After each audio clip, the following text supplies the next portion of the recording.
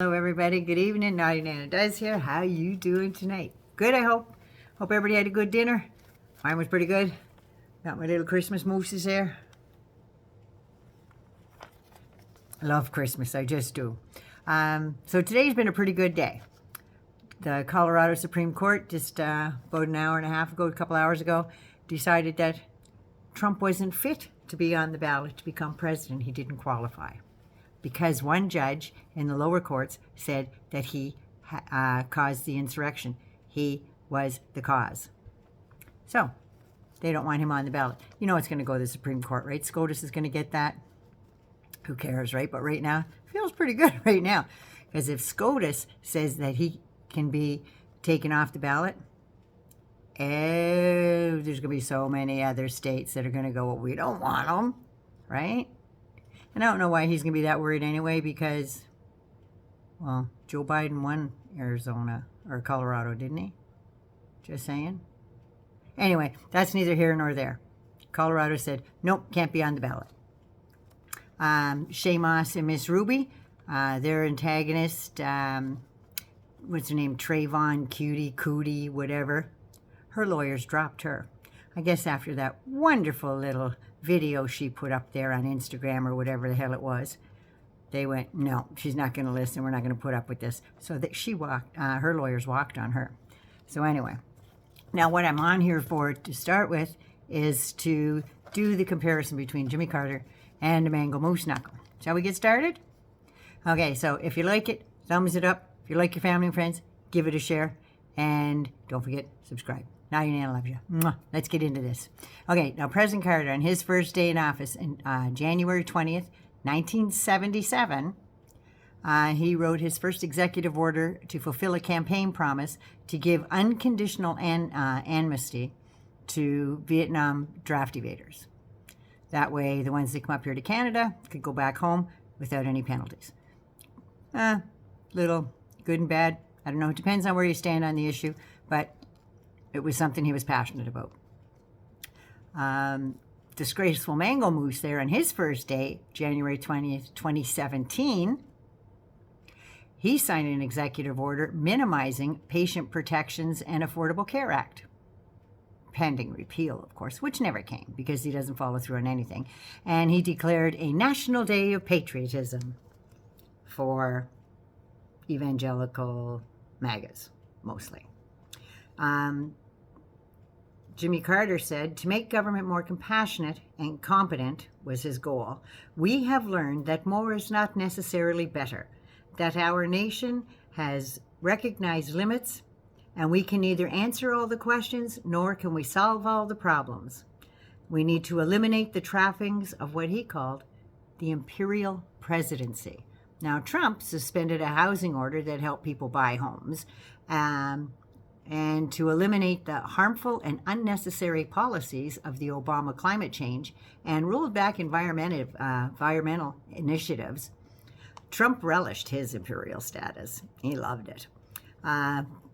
He, looting artifacts from Israel for a Hanukkah celebration at the White House and never give them back because it's like, once I got them, they're mine.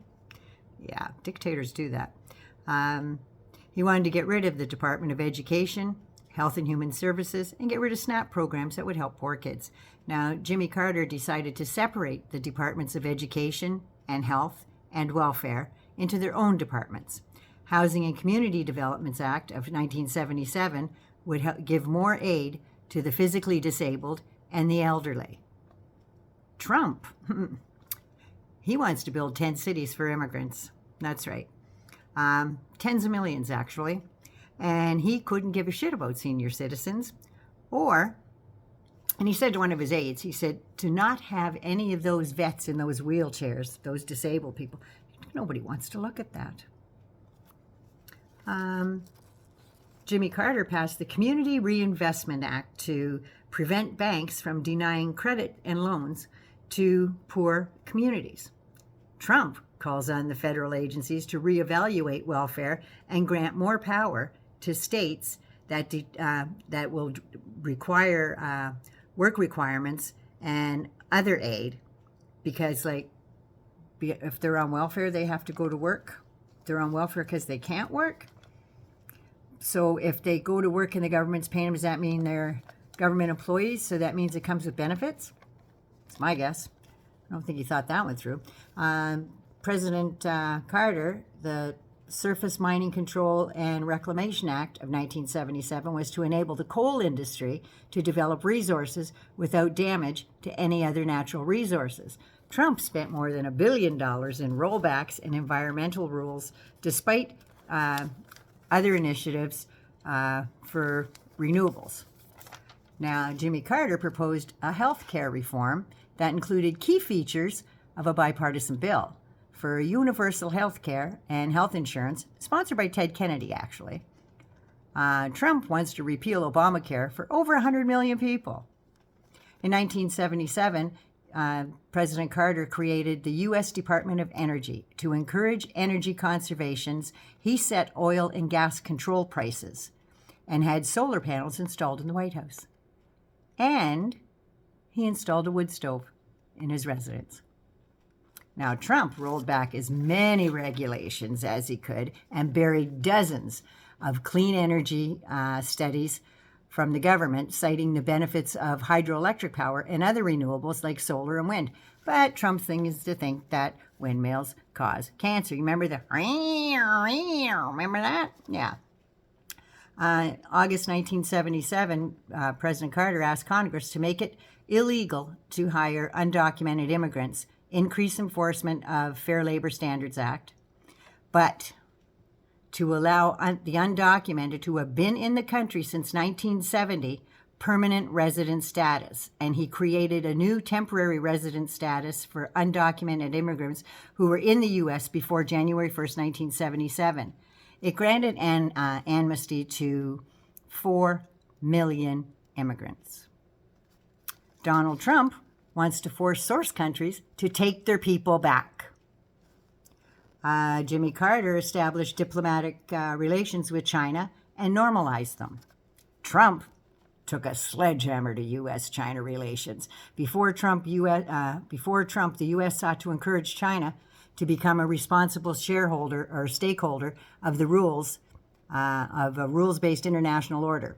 The goodwill engagement has been exploited by China and is a predatory trade, and China growled back. And Trump gave in. Carter's leadership came from humility and a moral compass. Trump's dictatorship was narcissistic, spewed over 40,000 lies and insults for all who disagreed with him. President Carter was a gentleman, a humanitarian, and a peacekeeper, and a naval officer. Trump is a liar, cheater, thief, adulterer, bad sport, draft dodger, Mr. Bone Spurs, tried to overthrow the government, stole thousands of the country's top secret documents, and copied them on thumb drives. Say that 10 times fast. Rosalind and Jimmy Carter hosted the Anwar Sadat and Menachem Begin at Camp David, and they signed the Camp David Peace Accord. Donald Trump wanted to invite the Taliban to Camp David, but was forced to change those plans. And he went to Doha and signed the Doha agreement instead between the Taliban and the U.S., but they left out the Afghanistan. You know, the country that the Talibans were in? Yeah.